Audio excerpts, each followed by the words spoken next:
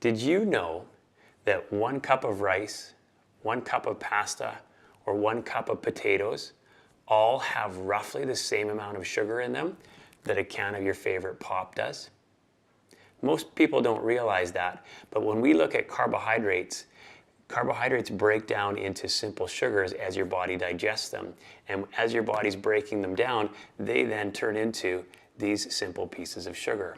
So a cup of rice, a cup of pasta, or a cup of potatoes, as they break down, have roughly the equivalent. Roughly a cup of rice has 11 sugar cubes worth of sugar in it. A cup of your favorite pasta has roughly 12 cubes of sugar cubes in it. Potatoes have roughly 9 cubes of sugar in them. And your can of pop, same thing, roughly 9 cubes. Doesn't matter whether it's the blue can, the red can, or the no-name brand, they all have roughly the same amount of sugar. And this is where most people seem to make their mistake when they're looking at total calories and what they're eating. See, I had a gentleman that came into the pharmacy on a regular basis. He was a bigger guy. He carried a lot of extra weight. He had a job that he was sitting for most of the day. And he says, "Well, Pat, I got to tell you something." I said, "Okay, what? Like anything?" And he said, "I stopped taking insulin." Well, instantly I kind of went to a place of panic and a little bit of a shock because I imagine his sugar levels going through the roof and him doing himself a real disservice. And I said, "Well, what are you doing? Like, does your doctor know? Like, this is not a great idea. We need to be able to make sure that you're properly controlled." And he says, "Pat, I got to tell you something. I finally took your advice. My brother and I started a program where we're eating far, far less carbohydrates. We got rid of all of those things that you were talking about, pasta, rice, potatoes, and we started eating good quality fats and a little bit of good quality protein and tons of vegetables." And he says, "What happened was my blood sugar started dropping.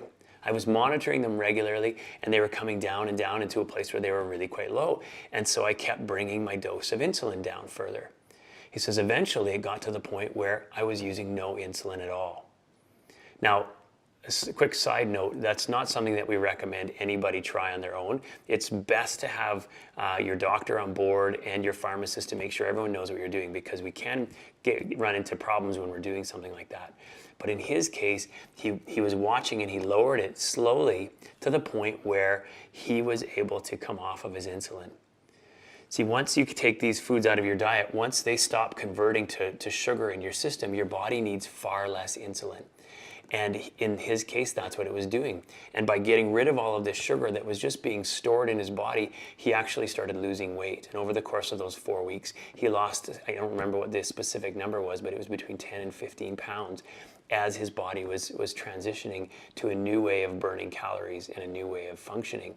He said his energy level came up, his mind was clearer, and he felt better than he felt in years. And he actually came in to thank me. He wasn't seeing the pharmacist as often because he didn't need as much medication. And I'm so happy for him. And that was part of the reason why we started the FastGo program, was to help people understand that when you take control of your foods, when you take control of your nutrition, and you start changing your mindset about what goes in and how your body's using it, you can find some real changes in your system. See, your body is constantly turning over cells over time. And as we start changing what we're eating, our body gets better and better. Click on the link below to learn more about the FastGo program, to learn more about how to lose weight, how to clear your mindset, and how to make some big changes for yourself this spring. You deserve it.